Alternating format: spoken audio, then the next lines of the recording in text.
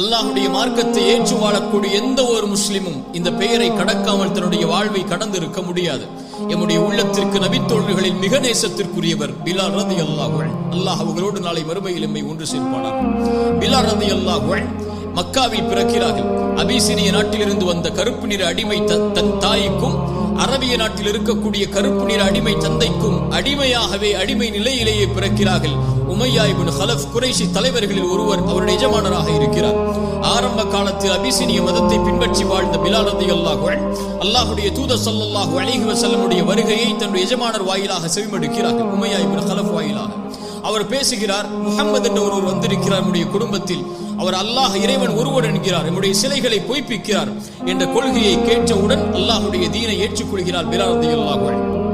பிலால் ரலியல்லாஹு அன்ஹு அல்லாஹ்வுடைய மார்க்கத்தை ஏற்றுக்கொண்டு முதலாக வெளிப்படையாக வெளிப்படுத்திய முதல் 7 பேரில் அல்லாஹ்வுடைய ரசூலுக்கு பிறகு அபூபக்கர் அவர்களுக்கு பிறகு அதில் இருக்கக்கூடிய 7 பேர்களில் பிலால் அவர்களும் ஒருவர். அது மட்டுமல்ல, அல்லாஹ்வுடைய மார்க்கத்திற்காக முதலாக வேதனைக்கு உட்படுத்தப்பட்ட தீனுக்காக மார்க்கத்திற்காக கொடுமைப்படுத்தப்பட்ட நபித்தோழர்களில் அவரும் ஒருவர். உமையா இப்னு ஹலஃப் பிலால் ரலியல்லாஹு அன்ஹு அடிமையாக இருந்து அந்த அடிமைத்தனத்திலிருந்து வெளியேறுவதற்காக படைத்த இறைவனை ஒருமைப்படுத்துவதற்காக ஏகத்துவ கொள்கையை ஏற்றுக்கொண்டவுடன் கொடுமைப்படுத்த ஆரம்பிக்கிறார். அரபிய பாலைவன அந்த சுடு மண்ணில் படுக்க வைக்கிறார். அவரை இரும்பை கொண்டு சூடு காட்டப்படுகிறார்.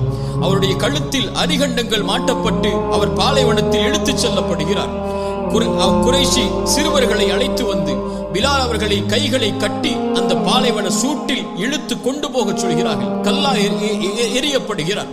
பிலால் ரலியல்லாஹு அன்ஹு பாலைவன சூட்டுடைய மண்ணில் படுக்க வைக்கப்பட்டு அவர் மேல் பாறைகள் வைக்கப்பட்டு அமுக்கப்படுகிறது. அவருக்கு தண்ணி இல்லாமல் குடிக்க பானம் இல்லாமல் உணவில்லாமல் வேதனைப்படுத்தப்பட்டு பிலால் அவர்கள் அந்த பாலைவன சூட்டில் வேதனைப்படக்கூடிய காட்சியை அல்லாஹ்வுடைய ரசூல் பார்க்கிறார்கள். அபூபக்கர் ரலியல்லாஹு அன்ஹு பார்க்கிறார்கள். உமையா இப்னு ஹலஃபை அணுகுகிறார்கள். இவரை விலைக்கு விற்றுவிடு என்று கேட்கிறார்கள். மறுக்கிறார்.